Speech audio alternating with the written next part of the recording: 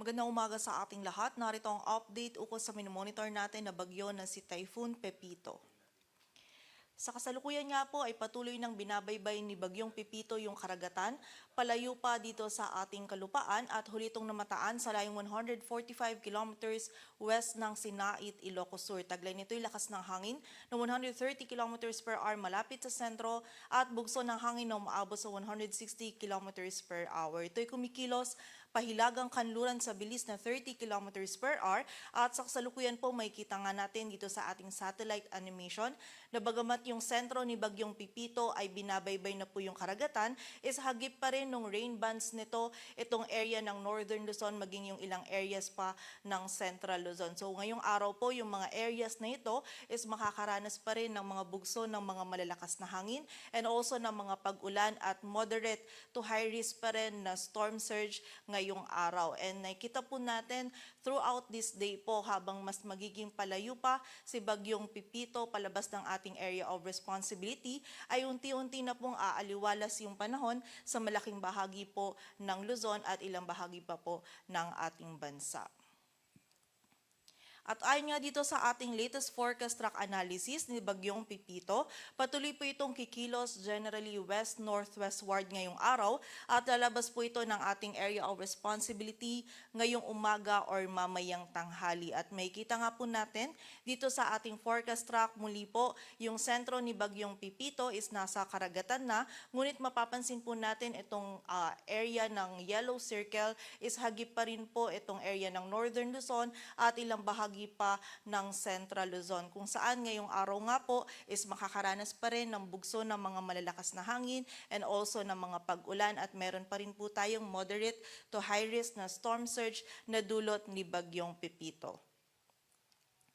At dahil nga po dito, meron pa rin tayong nakataas na wind signal number 3 sa northern and western portions ng Ilocos Sur, northwestern portion ng La Union, maging sa western portion ng Abra. Samantala, wind signal number 2 naman sa Ilocos Norte, rest of Ilocos Sur, rest of La Union, sa bahagi ng Pangasinan, rest of Abra, western portion ng Mountain Province, Benguet, northern portion ng Zambales, at wind signal number 1 naman po sa Apayao, Kalinga, rest of Mountain Province, Ifugao, western portion ng Cagayan, Nueva Vizcaya, northern and central portions ng Nueva Ecija, Tarlac at central portion ng Zambales. Kung saan yung mga areas na nabanggit po natin, lalong-lalo na yung areas under wind signal number 3, is patuloy pa rin pong makakaranas ng mga malalakas na hangin na dulot ni Bagyong Pepito. And in-expect po natin sa mga susunod na araw and within this day, ito pong mga areas natin under wind signals is unti-unti na pong mababawasan,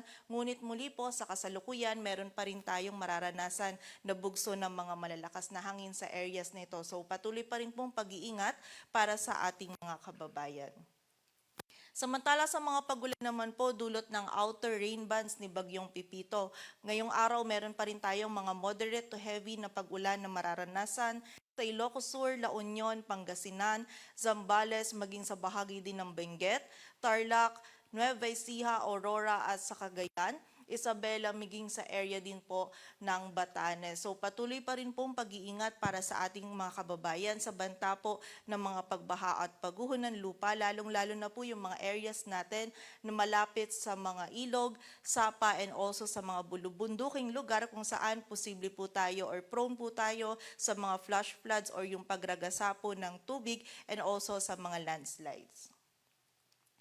At sa kasalukuyan po, meron pa rin tayong moderate to high risk ng storm surge kung saan 2.1 to 3 meters po yung posible pong taas ng storm surge sa area ng La Union, Ilocos Sur at Pangasinan. Samantala 1 to 2 meters naman sa Aurora, Ilocos Norte, Ilocos Sur, Isabela, Pangasinan at Zambales. So kapag meron pa rin po tayong moderate to high risk ng storm surge, is mas mainam po na lumayo pa rin tayo sa coastal areas and also pumunta po tayo dun sa mas mataas po na lugar para maiwasan natin yung mga pagbaha na dulot ng storm surge. At kapag meron po tayong storm surge or moderate to high risk po ng storm surge, is mas mainam po na isuspend po muna natin yung mga water or marine activities po natin, gaya po halimbawa ng surfing or ng paglangoy po dito po sa mga coastal areas po ng mga nabanggit nating lugar.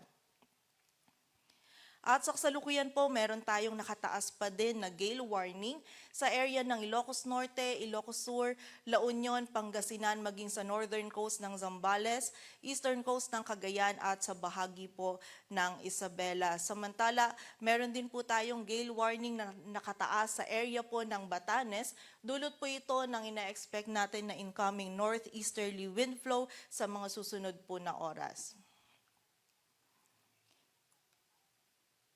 At para naman po sa magiging lagay ng panahon ngayong araw ng Lunes, malakas pa rin po na hangin and also may mga pag-ulan pa rin po tayong mararanasan dito sa area ng Ilocos Region. Dulot pa rin po yan ni Bagyong Pepito. Samantala, may bugso pa rin po tayo ng mga malakas na hangin and panakanakang pag-ulan dito sa Cordillera Administrative Region and also dito din sa area ng Zambales. And samantala naman po, magiging maulap pa rin po yung ating kalangitan sa malaking bahagi ng Cagayan Valley, sa nalalabing bahagi pa ng Central Luzon, maging sa area po ng Calabarzon at dito sa Metro Manila ngayong araw kung saan may tsansa pa rin po tayo ng mga kalat-kalat na pag-ulan, pagkidlat at pagkulog. Dulot naman po yan ng trough or ng extension ni Bagyong Pepito. Samantala, sa nalalabing bahagi naman po ng Luzon ay meron lamang tayong mararanasan ng mga isolated na mga pag-ulan, dulot yan ng mga localized thunderstorms. Samantala, sa bahagi naman po ng Visayas at Mindanao ngayong araw